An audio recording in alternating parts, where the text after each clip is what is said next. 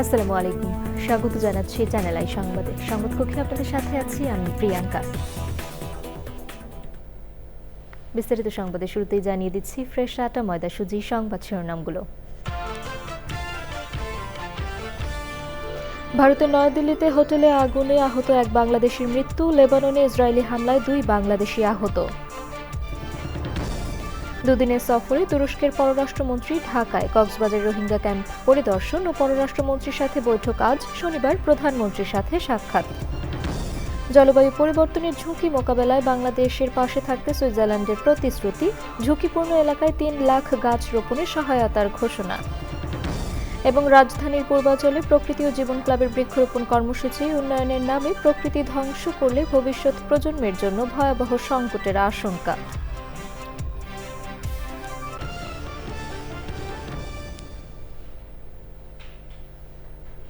সংবাদ শিরোনামগুলো জানাচ্ছিলাম। এখনকার সংবাদ আয়োজন একই সঙ্গে চ্যানেল আইয়ের ইউটিউব চ্যানেলে এবং চ্যানেল আইয়ের ওটিটি প্ল্যাটফর্ম আই স্ক্রিনে লাইভ স্ট্রিম হচ্ছে। যাচ্ছে বিস্তারিত সংবাদে। ভারতের নয়াদিল্লির মালভিয়া নগর এলাকার একটি হোটেলে বুধবারের ভয়াবহ অগ্নিকাণ্ডে আহত বাংলাদেশিদের একজন মারা গেছেন। 44 বছর বয়সী ওই ব্যক্তির নাম মোহাম্মদ নুরুল আমিন। বৃহস্পতিবার রাতে দিল্লিতে বাংলাদেশ হাইকমিশনের ফেসবুক পেজে এ তথ্য জানানো হয়।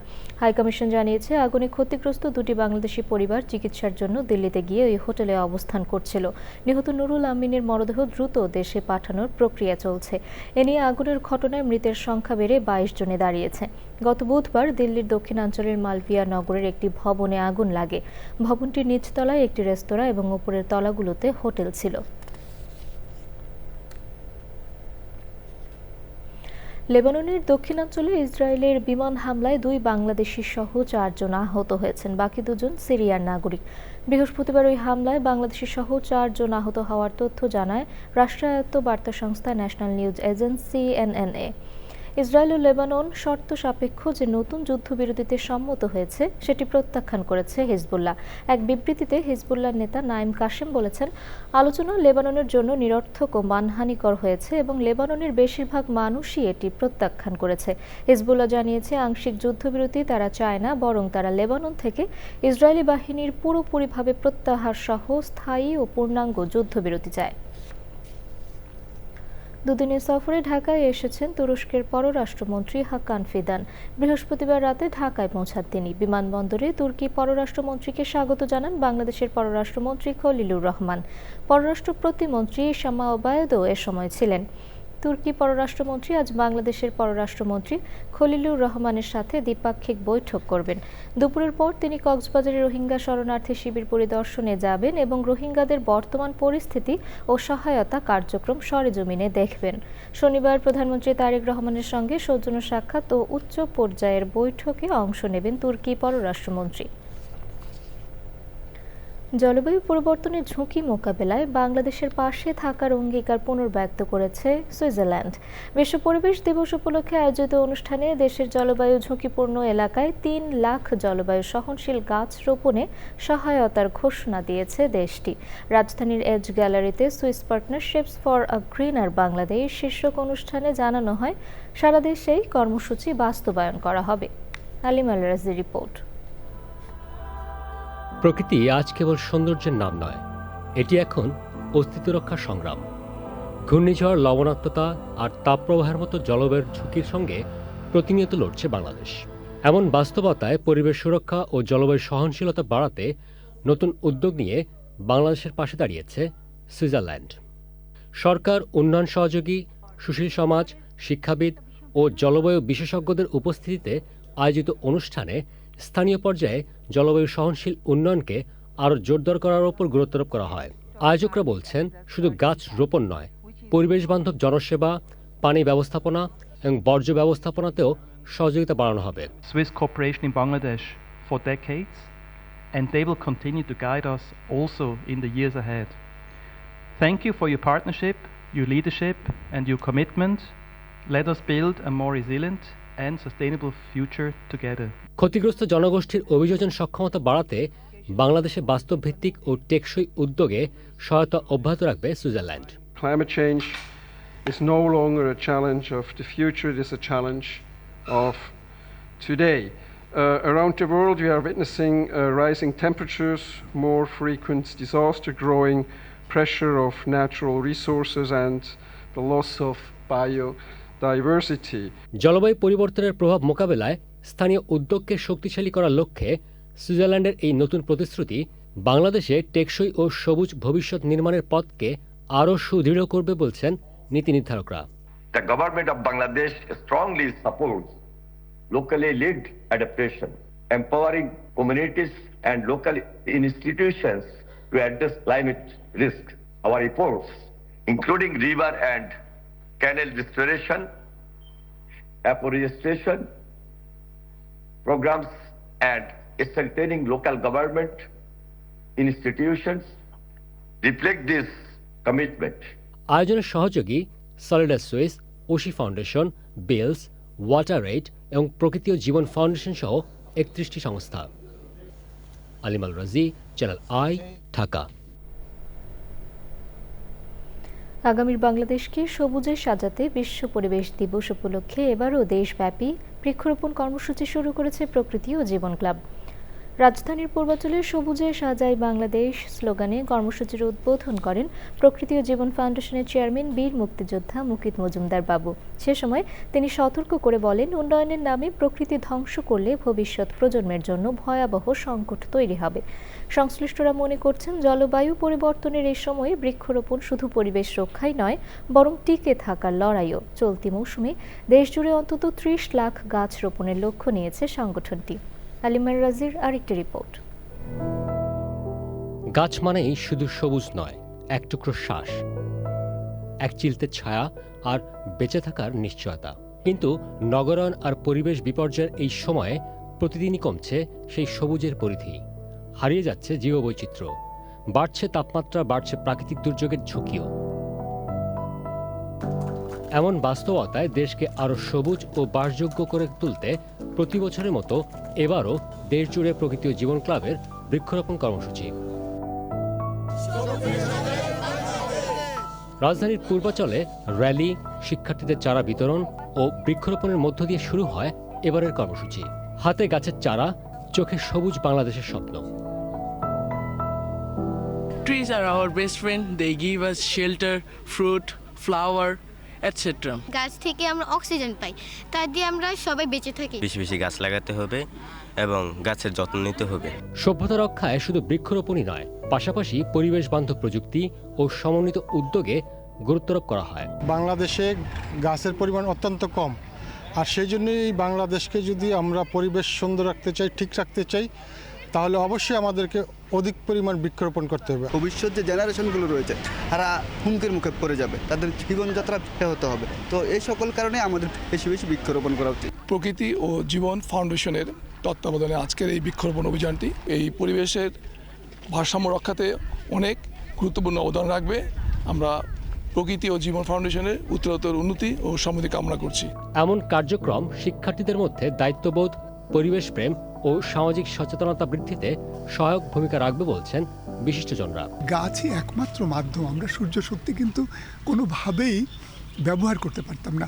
গাছ জলবায়ু পরিবর্তনের জন্য শুধু নয়, গাছ পুরো শক্তির আধার। আমরা বৃক্ষরোপণ পর্যন্ত থাকি, বৃক্ষরোপণ করার পরে সেটা কি টিকলো, সেটা বেঁচে থাকলো, সেটা বড় হলো, নাকি গরু ছাগলে খেয়ে ফেললো, নাকি রোগ বালাই হয়ে মারা গেল, এই বিষয়ে আমরা কখনো কোনো খবর রাখি না। সবুজায়নকে সামাজিক আন্দোলনের রূপ দেওয়ার আহ্বান জানান প্রকৃতি ও জীবন ফাউন্ডেশনের চেয়ারম্যান মুকিত মজুমদার বাবু। বেঁচে থাকার জন্য যে নানা উপকরণ আমাদের চারপাশে আছে, তার মধ্যে গাছ কিন্তু একটি বিশাল ভূমিকা পালন করে, এবং যার মধ্যে আমরা কিন্তু অক্সিজেন তো পাচ্ছি, যেটা খুব বেশি দরকার আমরা বেঁচে থাকার জন্য, পাশাপাশি ছায়া দিচ্ছে, ফল দিচ্ছে, ফুল দিচ্ছে, প্রাণীগুলোর বাসস্থান এই গাছ। আমাদের কিন্তু ঝড় জলোচ্ছ্বাস থেকেও রক্ষা করছে। গাছ যদি না থাকতো আমরা কিন্তু এই ধরিত্রীকে শীতল রাখতে পারতাম না, উষ্ণতা কিন্তু বাড়তেই থাকতো। সুতরাং যত বেশি আমরা গাছ লাগাবো তত বেশি উষ্ণতা কমবে। আমাদের এই যে ইকোসিস্টেম যেটা, সেটা কিন্তু যদি ভালো রাখতে চাই তাহলে গাছের বিকল্প নেই। পাশাপাশি জলবায়ুর পরিবর্তনকে যদি আমরা প্রশমিত করতে চাই তাহলে গাছের বিকল্প নাই এবং গাছ লাগালেই হবে না, গাছকে যত্ন করতে হবে, গাছকে বাঁচিয়ে রাখতে হবে এবং গাছ একটি পর্যায়ে না যাওয়া পর্যন্ত এর যত্ন থেকে দূরে সরা যাবে না। আসুন সবাই মিলে বৃক্ষরোপণ করি এবং বাংলাদেশটাকে সবুজে ছেয়ে ফেলি। শুধু গাছ রোপণই নয়, নিশ্চিত করতে হবে এর পরিচর্যাও। সবুজ বাঁচানোর এমন উদ্যোগই হয়তো বদলে দিতে পারে আগামীর বাংলাদেশ। আলিমান রাজি, চ্যানেল আই, ঢাকা। এবারে ফিফা ওয়ার্ল্ড কাপ 2026 প্রসঙ্গ।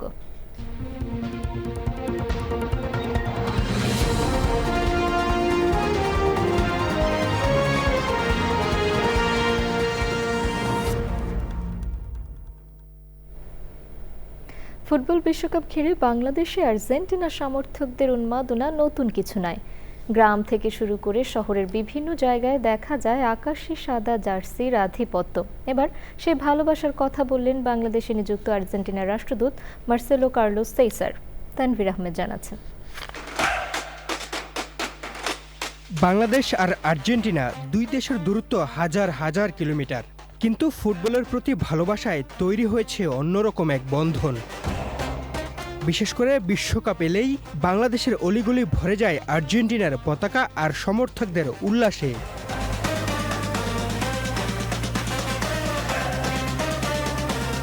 এদেশের মানুষের ম্যারাডোনা, মেসিদের প্রতি ভালোবাসায় মুগ্ধ বাংলাদেশে নিযুক্ত আর্জেন্টিনার রাষ্ট্রদূত মার্সেলো কার্লোস সেসা।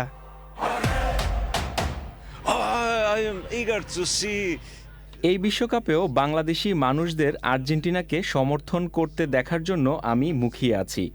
গত বিশ্বকাপের সময় আমি আর্জেন্টিনায় ছিলাম এবং তখন এখানকার মানুষদের সমর্থনের ভিডিও দেখেছি, কিন্তু এবার আমি এখানে আছি, তাই এ দেশের মানুষের মাঝে থেকে নিজের চোখে সেটা দেখব। বিশ্বকাপে বর্তমান চ্যাম্পিয়ন আর্জেন্টিনার সম্ভাবনা নিয়েও আত্মবিশ্বাসী রাষ্ট্রদূত। তার বিশ্বাস, শক্তিশালী দল নিয়েই এবার শিরোপা ধরে রাখার লড়াইয়ে নামবে আলবিসেলেস্তারা।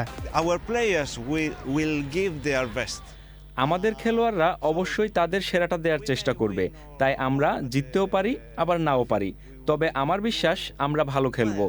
ভাগ্য খেলায় একটা গুরুত্বপূর্ণ ভূমিকা রাখে। আমি আশা করি আমরা ফাইনালে উঠব এবং শিরোপা ধরে রাখব। ব্রাজিলও শিরোপার দাবিদার।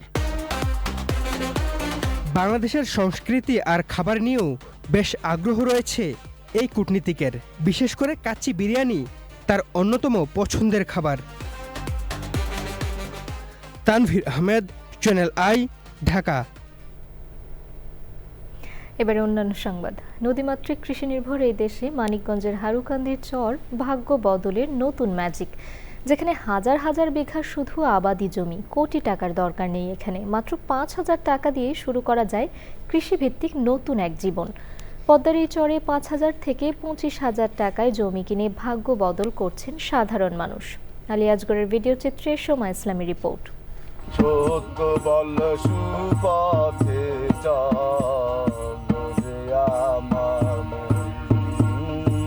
এ নদী পদ্মা, এই সুর এই চরের।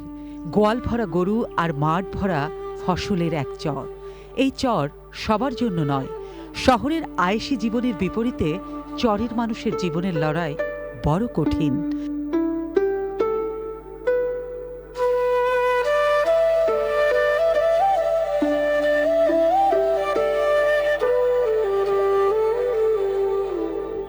মানিকগঞ্জের হরিরামপুর উপজেলার হারুকান্দি কোনো এক সময় এখানেও ছিল জনপদ।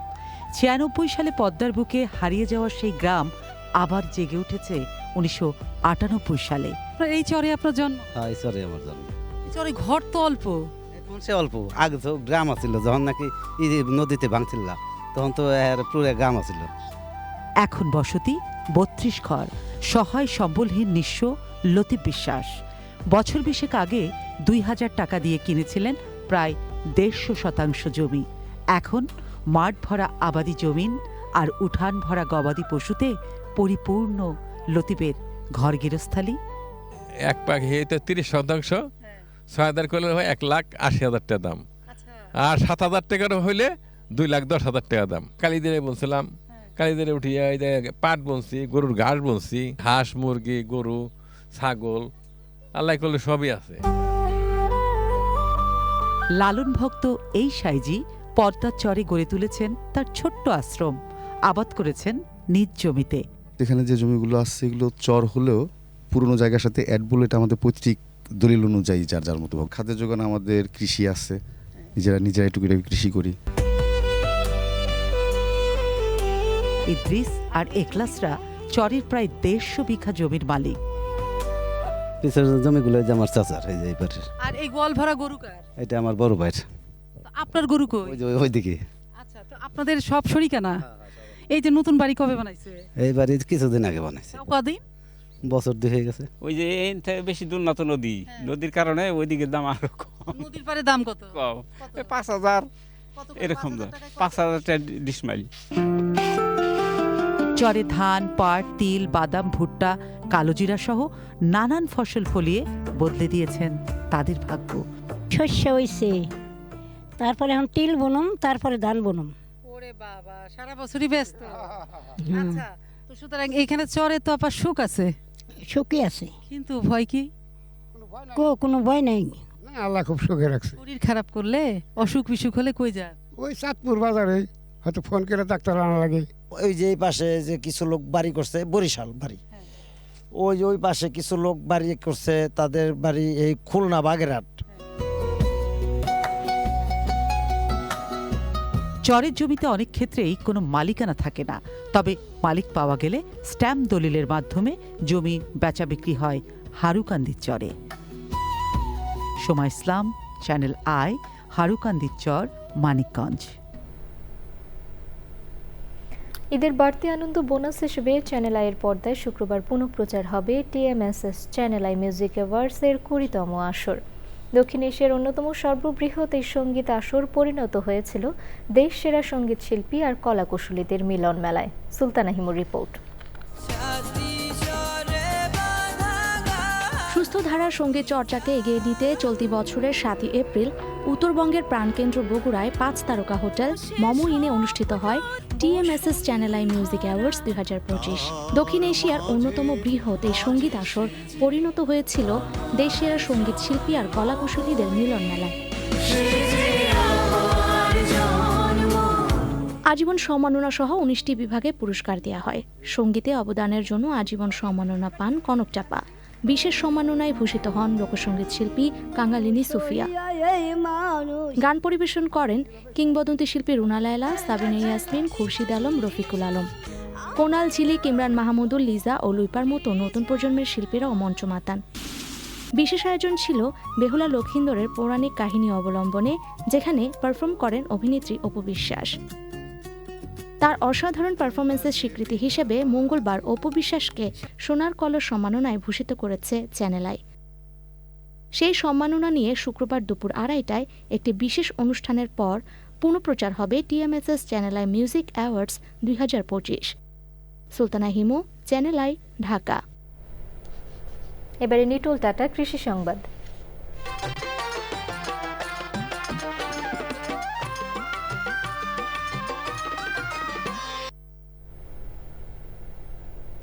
খাগড়াছড়ির আনন্দনগর গ্রামে রাইস গার্ডেনে স্থান পেয়েছে বাংলাদেশ ধান গবেষণা ইনস্টিটিউট উদ্ভাবিত 55টি জাতের ধান। প্রতিদিনই রাইস গার্ডেনে বিভিন্ন ধরনের ধানের জাত দেখতে ছুটছেন কৃষক। এবারে প্রকৃতি সংবাদ।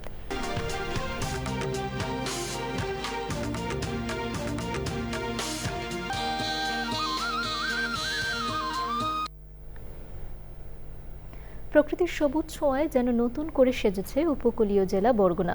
কোথাও জলরাশির বুকে দুলছে পদ্ম ফুল, কোথাও নদীর কোল ঘেঁষা সবুজ বনভূমি।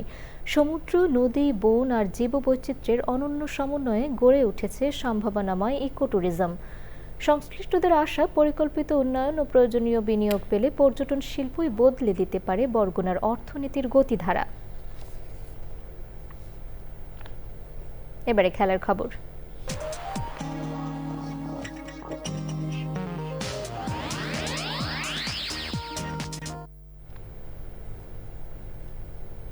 ইউরোপের মাঠে ইউরোপের জাতীয় দলের বিপক্ষে প্রথম আন্তর্জাতিক ম্যাচ খেলার রেকর্ড গড়তে যাচ্ছে বাংলাদেশ।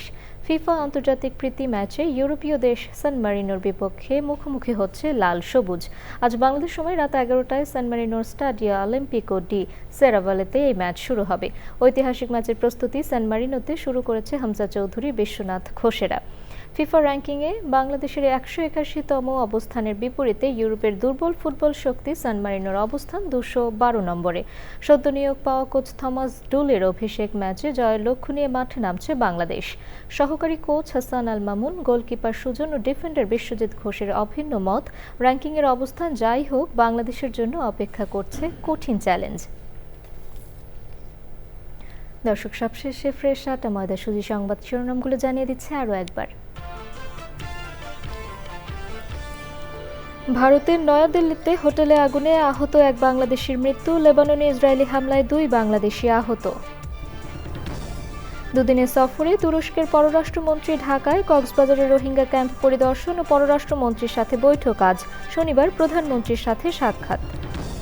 জলবায়ু পরিবর্তনের ঝুঁকি মোকাবেলায় বাংলাদেশের পাশে থাকতে সুইজারল্যান্ডের প্রতিশ্রুতি। ঝুঁকিপূর্ণ এলাকায় 3 লাখ গাছ রোপণে সহায়তার ঘোষণা। এবং রাজধানীর পূর্বাঞ্চলে প্রকৃতি ও জীবন ক্লাবের বৃক্ষরোপণ কর্মসূচি। উন্নয়নের নামে প্রকৃতি ধ্বংস করলে ভবিষ্যৎ প্রজন্মের জন্য ভয়াবহ সংকটের আশঙ্কা।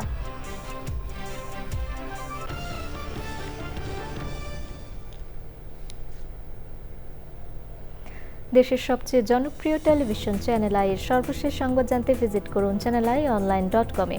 এছাড়া আমাদের সোশ্যাল মিডিয়া প্ল্যাটফর্মগুলোর পাশাপাশি যুক্ত থাকুন OTT প্ল্যাটফর্ম আই স্ক্রিনের সাথে। দর্শক, এখনকার সংবাদ আয়োজন এ পর্যন্তই। এতক্ষণ সাথে থাকার জন্য ধন্যবাদ সবাইকে।